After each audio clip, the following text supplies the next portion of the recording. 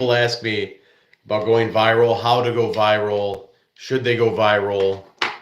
And really, when you think of it, most of the people that have gone viral in the past on YouTube, they don't really have sustainable success as a byproduct of that virality. There's been a few that have had some viral videos go and they've had sustainable success, but usually they have some sort of infrastructure put in the background if in terms of business, something to monetize their virility or virality. So what that really means is if you intend to go viral, you have to have some sort of product offer, is what I would suggest. So something's come to my attention about the Haktua girl, right? Everyone knows the Haktua girl. So she has this podcast, obviously, called Talk to Her, and I didn't really pay much attention to it. I know Jake Paul's associated with it, which I thought was an interesting play on his part because, I mean, Jake is very successful with this whole fight promotions thing that's going. Obviously, his brother has successful companies as well. So it was interesting to me to see him partner with the Haktua girl. But, I follow a lot of his accounts on Instagram. So recently, me and one of my colleagues, we hypothesized that this Talk to a podcast has probably taken a nosedive. And in terms of analytics, it really is compared to the first episode. And yeah, that's common when you have a high profile person starting a podcast. In the case of Haley Welch, who is high profile because she did go viral for the Haktua video, but that's obviously, these things have a shelf life, which is why I advise against making going viral be your focal point in terms of a marketing strategy on YouTube, because it is going to have a shelf life. It all has a shelf life when it comes to viral success. So rather than focusing on that viral success, it'd be much better to really identify what you have to offer on YouTube in terms of a audience engagement, you know. Sorry for the long pause there. Basically, her numbers are still good. I mean, they're still monetizable. She has like 160,000 subscribers just off of the first episode, and I plan to do like a review of the YouTube channel because I do enjoy doing that, and a lot of people that watch my channel enjoy the reviews I have. Can I talk about my trans journey? Well, I have an auto trans on my Frontier. It transitioned from a manual transmission I used to have in the Frontier, and now it's an auto trans, and it's been an actual good transition for me as a driver because with the manual trans I don't know how to drive standard. I can't drive a stick, so we lost the stick. We went to auto trans, and now I don't really have to think about a whole lot. So it's been a great journey. Thank you for asking, Frank C. But with the virality of the Haktua podcast, Jake Paul was out there bragging that the podcast was like the number 2 podcast in the world or something like that. Yeah, for a day, for a day.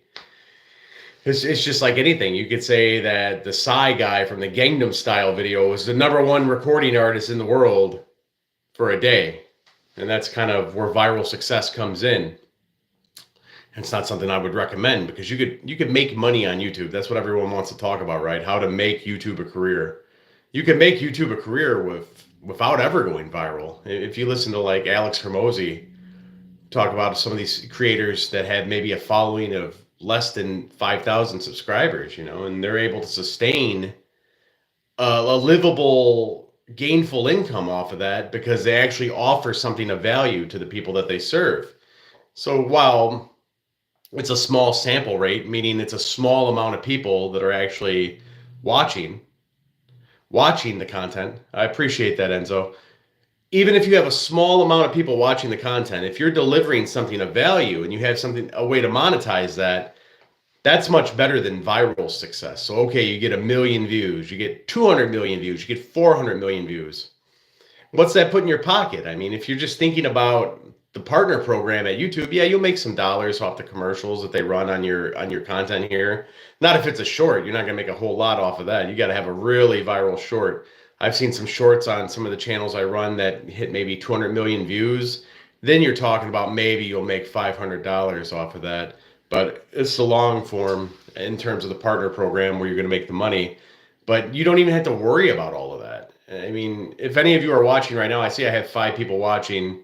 Not a big sample rate, right? But that's fine. I'm fine with talking to 5 people. At least I'm not talking to myself yet, unless they drop off. But of the 5 that are watching right now, how many of you actually have a YouTube channel? Are you interested? No, 4. Are you interested in having a YouTube channel? Are you interested in making YouTube your actual career? You know, years ago, I never envisioned that YouTube would be my career. Especially, I was in college when YouTube first came out, and we played with YouTube, but it was like you'll hear anyone say, it was just prank videos. It was kids used YouTube. Now, obviously, YouTube is big business. YouTube is what broadcast television was in the 1950s, 1960s. And the thing is that most of these people in the Madison Avenue, button up, NYC type stuff, it's not my career. What do you think I do, Frank C? Because this is literally what I live, breathe, sleep, and every day, pal. Every day. And I'm blessed to do that. Super blessed to do that. But I mean, I understand that some people probably find that unbelievable, but believe it or not, people can make a career out of YouTube, my friend. Clips, the big one. You are running a channel. Now,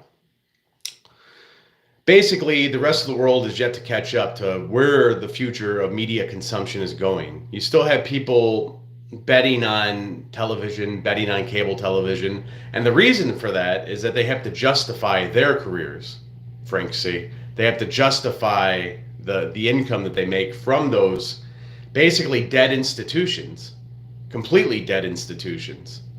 That's why you'll see sometimes, maybe if you engage with marketing content, you'll see this on Instagram, ads for this. It'll be like, run your commercial on network television. For what? Who's going to see it? Who watches network television? Nobody does. And it's kind of in its death throes right now. Terrestrial television, digital signal, cable, satellite, it's all dead. You know, it's a dead form of media consumption. YouTube is what television was, you know, say 30, 40 years ago, 50 years ago. But in the same sense, so you're going to go viral on YouTube. It's difficult. I guess it would be like a blooper on TV back in the day. Like someone might do something funny on TV, and especially if it's like candid and unintended. Like I can think back, let's think here. Maybe if someone says the wrong thing. I grew up in Chicago, so they'd have different people come and sing the 7th inning stretch during Cubs games. And there was one notorious time when Steve Mongo McMichael from the Chicago Bears like threatened an umpire. So that went viral. Because going viral back in the terrestrial days of television actually meant, oh, well, all the news shows are going to share your clip, basically. Different presidents, if they had like a slip. Like I can remember in the early 90s, George H.W. Bush threw up on one of the prime ministers in Japan, and all the news channels showed that. So that was in effect a viral clip before we had a term for that. Different things like that. I look like that's my boy, Sludge. Sludge always says I look like his 3rd grade teacher. I'm glad I still do if I'm rocking the baseball hat and the bright red shirt. Yeah, your 3rd grade teacher has good taste. And I bet your 3rd grade teacher doesn't watch television anymore. Most of these people are cutting the cord. Even some of my colleagues that are in their 60s, they don't pay for cable anymore. They don't see any value to it. They watch the news on YouTube. All these local news channels are going on YouTube now, and guess what? Most of them are putting chapters in their news broadcast, so you can skip around. So if you don't want to see all the horrors of the world, you can skip to the weather, skip to the sports. You're having an idea to change your content to like explaining every sport. Well, you just take the clips from YouTube, kid. You know, that's all you have to do. As long as you're explaining it, it's fair use. You know, as long as you're explaining it, it's fair use. So you could use all that for clips, as long as you're just taking brief clips. I mean, if you need a guide on that, Sludge, just go ahead and take a look at some of the videos I've done, not to like self-promote, but all of those videos I have where I'm reviewing other YouTube channels, where I'm talking about Jim Cornette or all these things on the channel, I never got a copyright strike for any of that stuff. And I take little clips from other people's channels, but it's because I'm creating some sort of organic content when I'm talking about things during those videos. So I never saw a copyright strike. So if you're trying to explain a bunch of different sports content, You have every video on YouTube at your dispense, man. Um, if you want a good program to download those videos, it's $20 for a lifetime download fee, and it's called Internet Download Manager. You'll see the website. It looks really dated. It looks like it's a 1990s website. You're probably too young to know what that even means, that reference, but Internet Download Manager. Look into that.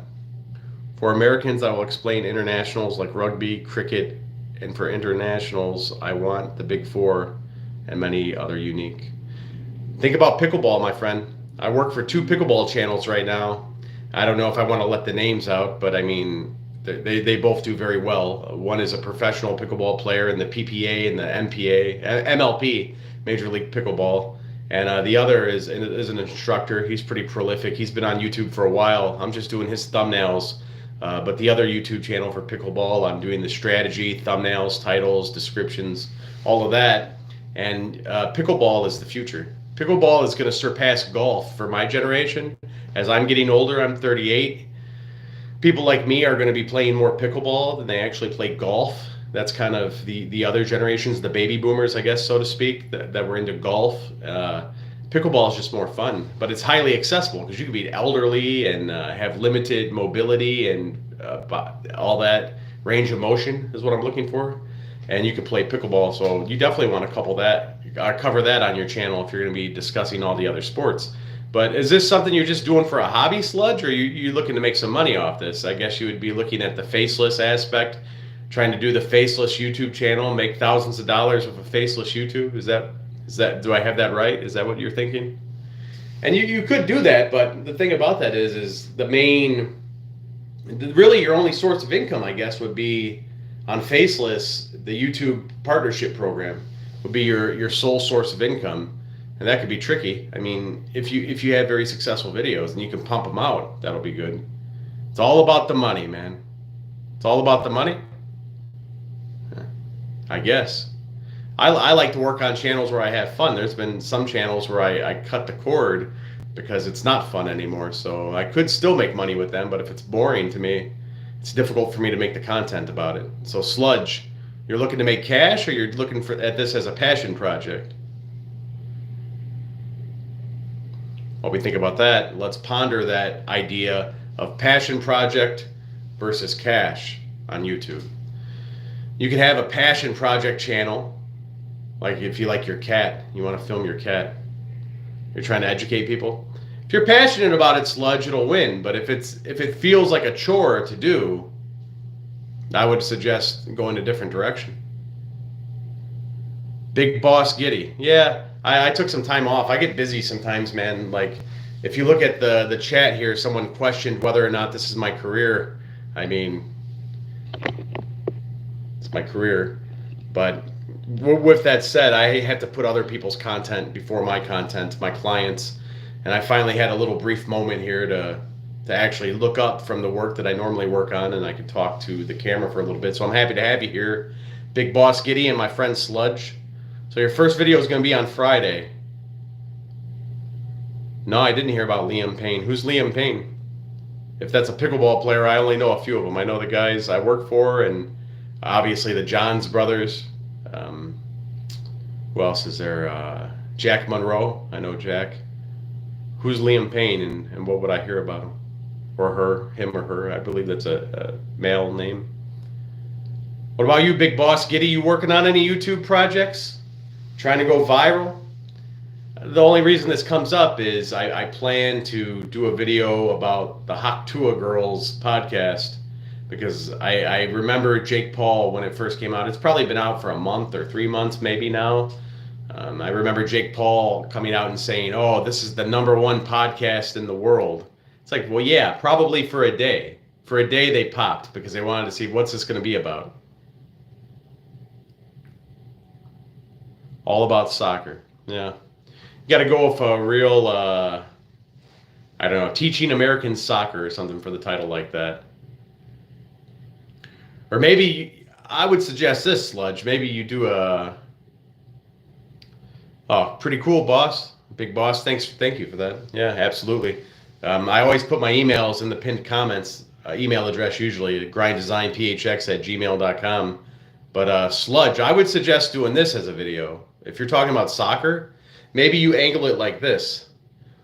Why why Americans hate soccer. Hey, OVW TV's here, man. Oh man, my buddy works over at OVW TV now. I bet that's my boy too. Hey, they're doing a damn good job over at OVW TV. Since there's been a shakeup in the way they do things on those titles, I've been watching, and some of my other friends have been watching too, and they're doing good over there. Maybe we need to do an updated video about everything they're doing over there at OVW TV, because it's doing really well. You could look at it. If you have vidIQ, you could look at the numbers. It's all public data. They're up.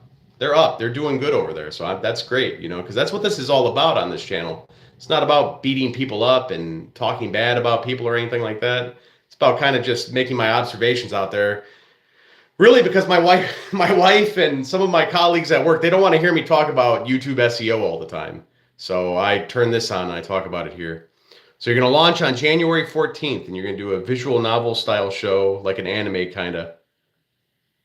Do I have any vids on title specifically? Not too specifically, Big Boss. I kind of work that into some of the review videos that I do. Now, huge props to you, OVW TV. Consistency is everything. You could give somebody the keys.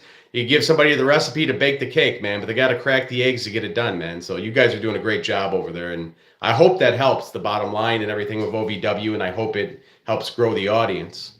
But yeah, I don't have any videos specifically on titles, maybe in the future, because it's very different. Whereas titles used to be very contingent on having search engine optimization elements in the titles. Nowadays, you got to think about what your average viewer is going to click on. Your average viewer, not the average YouTube viewer, but something that's pre-qualified to your content. So in the case of Big Boss Giddy here, I would kind of look at some of the more maybe mid-level anime channels, or if there's some other visual novels that are being told in episodic nature on YouTube, I would look at how they title things and maybe look at their thumbnails. And that doesn't mean to copy, but if it's working for them, maybe it'll inspire some ideas in your own content style. Because with OVW TV there, one of the things that we pointed out about the titles was to make sure that you're putting the names of the wrestlers who appear on the show in the title, rather than just calling it, Overdrive Episode 5, Season 2 or something like that, because that's not going to drive the click as much as, oh, wow, Hollywood Haley J's on this match. I want to see that. She's on this week. I'm going to click that. Al Snow's in action, something like that. But with the anime, I would look and see what other trendsetters in the actual space are doing, because that'll kind of give you a guideline on what actually works in terms of engaging the anime community, things like that. Yeah, well, Big Boss, I don't know if you saw this, but there's going to be an update. And this is actually going to affect your pursuits in the channel you want to make.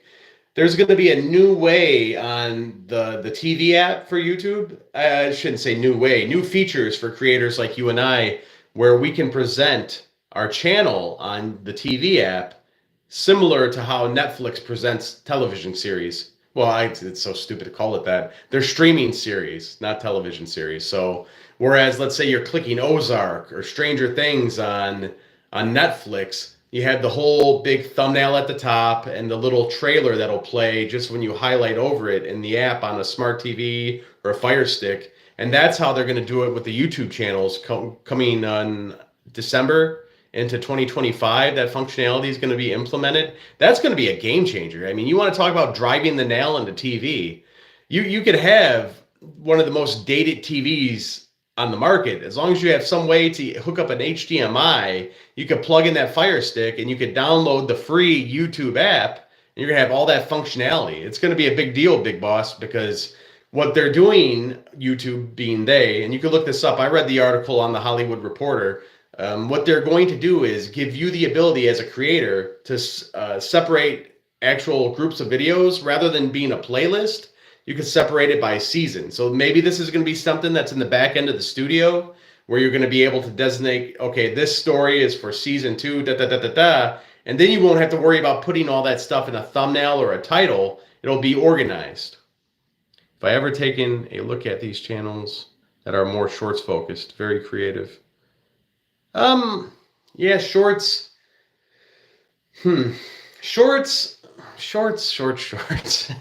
Shorts are an easy way to get a lot of eyes, but the money's not in the shorts, man. And what I mean by that is the money on ads, you could say, the partner program, or just monetizing in general. Now, or let's say, for example, you're promoting Ryobi's, right? Because I got a mess on my desk, so I got one of my Ryobi tools here, right? Now, if I'm promoting Ryobi, maybe if I'm doing some cool projects with it, and number one, for promoting as a company, I'm not going to promote it under Ryobi. That's not going to be the name of my YouTube channel. I'm going to get a group of influencers, people that are like DIY home project guys, and maybe I find some guys that are doing some really cool stuff that I could use some of my tools from the Ryobi line in. And I would partner with those guys, send them the merch and all that stuff, the actual tools to use, have them make some short form stuff, right? But then I would also have them do some tutorials. And it's kind of like this. If you pay attention to things like this, let's say on the back of, I think it's French's, because we're going into Thanksgiving season. French's fried onion, those crispy onions that people make green bean casserole with, at least out here in the States.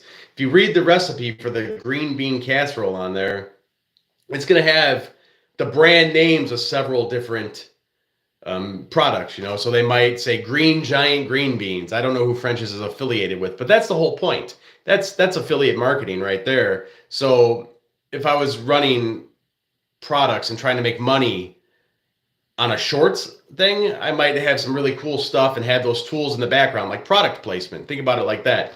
Because with shorts, and now they're going to 3 minutes, up to 3 minutes, which I just think, man, if you're gonna do 3 minutes, that's a waste. It's such a waste. I mean, make it 5 more minutes and turn it into a long form, is what I would do.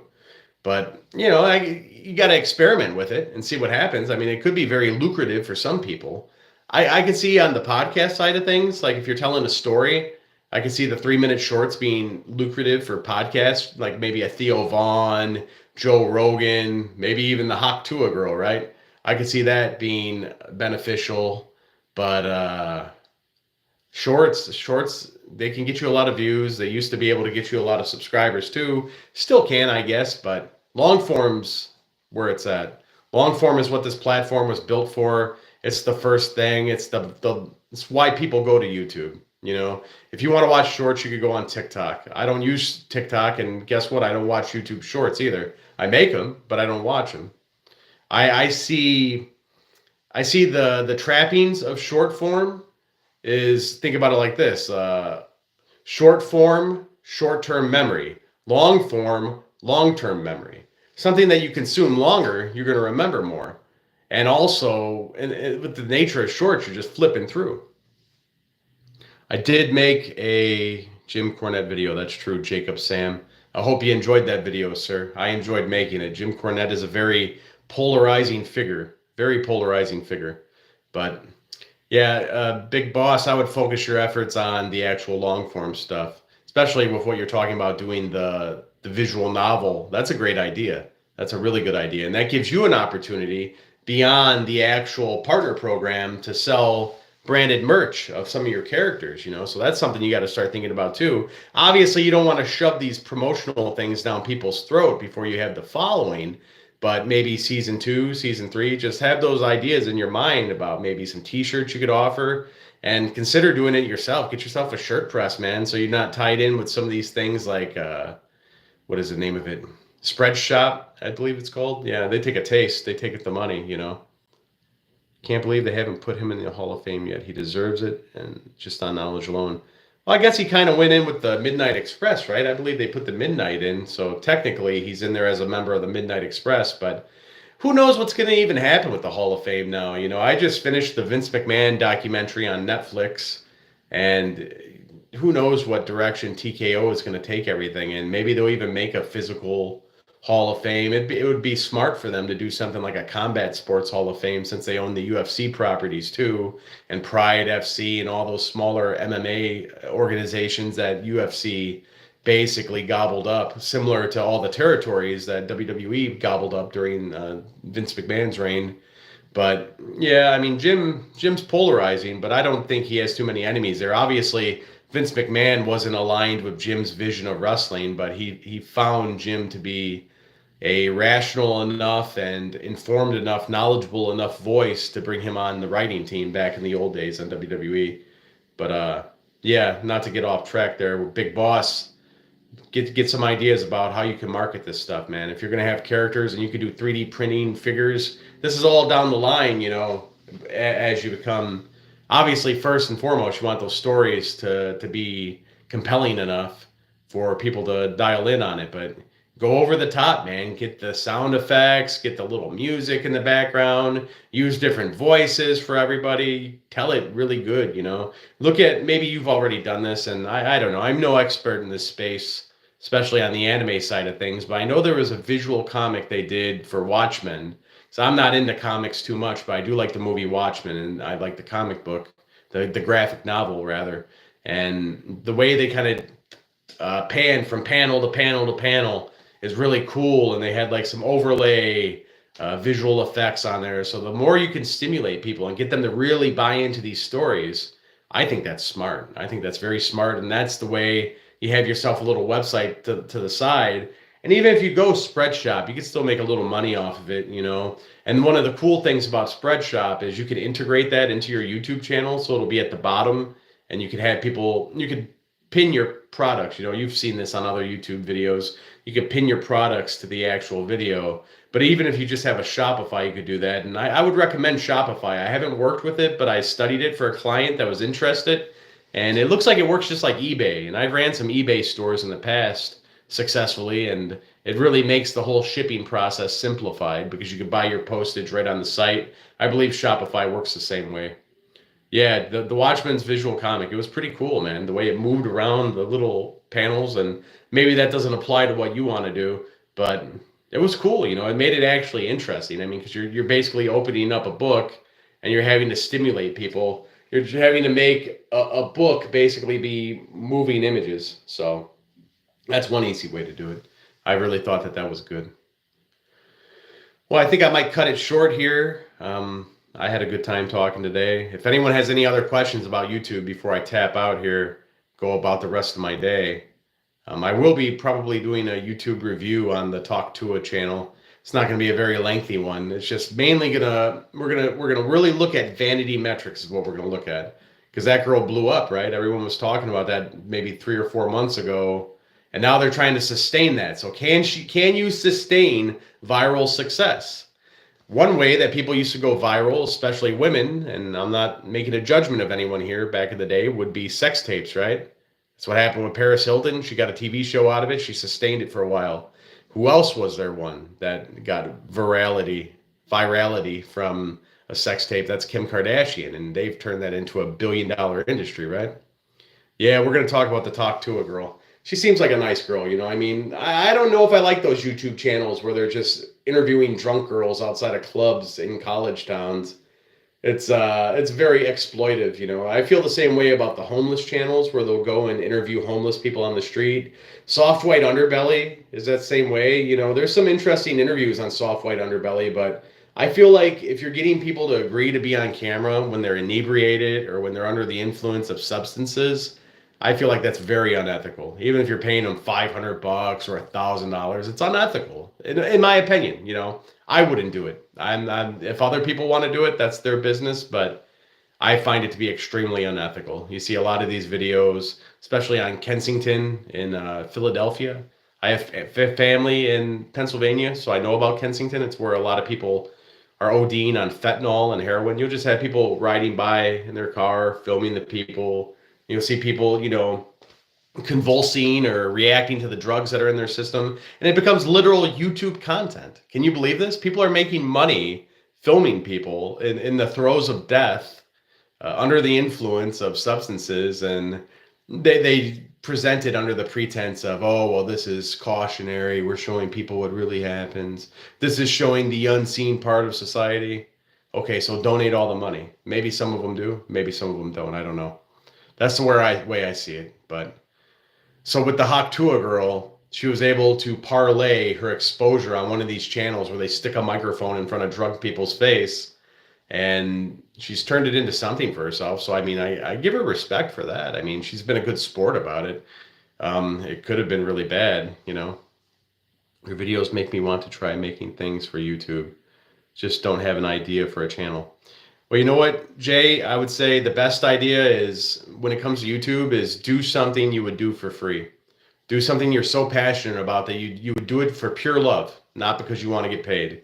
That's what this channel is. That's what this channel is. Because I get some sales leads sometimes from here, people that want to work with me or use me for like a coach, a YouTube coach, I guess you could call what I do. I mean, I edit video, I make thumbnails, I write the SEO, I brainstorm title and video concepts with people. That's my chief role in my full-time career and also the freelance clients that I have. But I do this channel because I enjoy doing it, you know. And today I got ahead of schedule on a lot of my projects that I'm working on for my other clients. So I figured today I just flip the phone on, you know, and it's been good. We don't have a ton of people watching here, but just engaging with 1, 2, or 3 people that might get some inspiration from this, some ideas from this.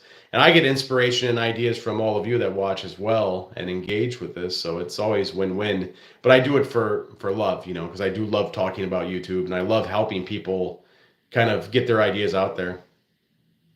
Tags are useless, big boss. If you read the actual the studio explanation of tags in YouTube Studio, it says that they're there for misspellings. But you're talking about metadata. Well, the most important thing for metadata is your video description. And if you want to know how to read, sorry, I'm out of practice. If you want to know how to write a video description, just look at some of my descriptions. And I don't say that to be like egotistical, but you'll see that the description of every video on my channel reads like a blog.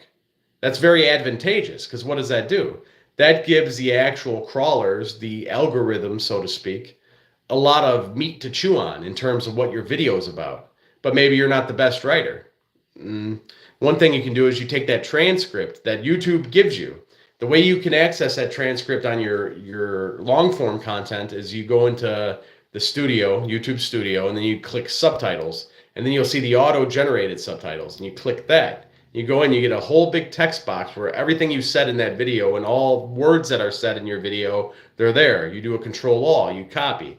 You do a Control-All to highlight everyting. Do a Control-C, Control-A to highlight everything. Control-C to copy everything. Then you go over to ChatGPT. You write yourself a good prompt. You write something like this. From the supplied text, create an article about X, Y, and Z, whatever you want your description to be about. And then the next part of the prompt would be, please write this article in a third-party voice, or please write this article from a third-party perspective. And then the next part would be structured like a New York Times editorial. It works for me. But before that, I used to write them all natively, I guess you could say. I wrote them just on my own, you know, from my own brain. And now I take the transcripts of things I said in videos. I use that as a foundational thing with ChatGPT. It basically makes me a wireframe of what a good description will be. Then I go in there and I plug in my keywords, basically. And yeah, as we've already said, right? It's more interest-based algorithm on YouTube right now. Like, it's not about how many subscribers you have so much anymore. It's not about how many views you had on your last upload so much anymore. That plays into it. But it's the algorithm suggesting content to all viewers that, you know, is similar to what they've already engaged with.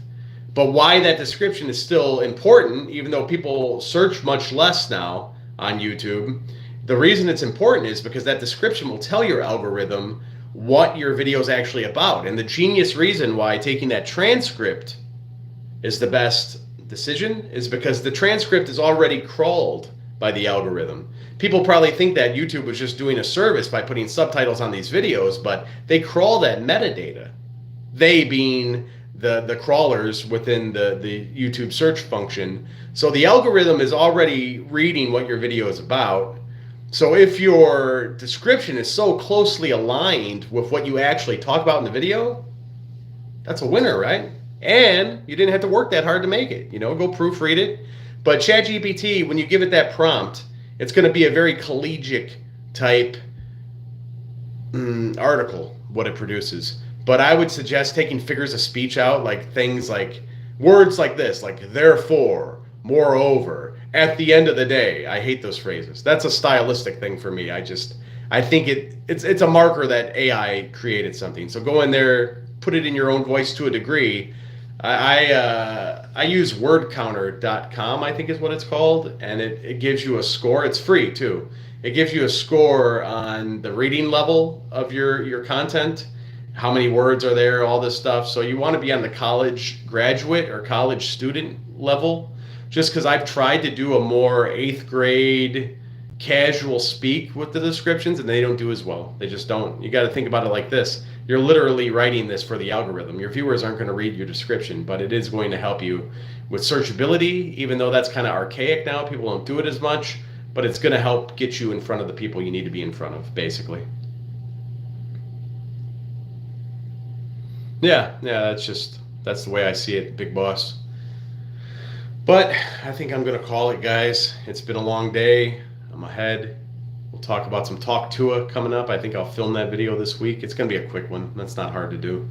But I hope everyone has a good rest of your night. Big Boss, good luck with the channel and the novel. Make sure you let me know when you got that up, man. I'd love to see what you're working on. So thank you guys for engaging. Have a good night.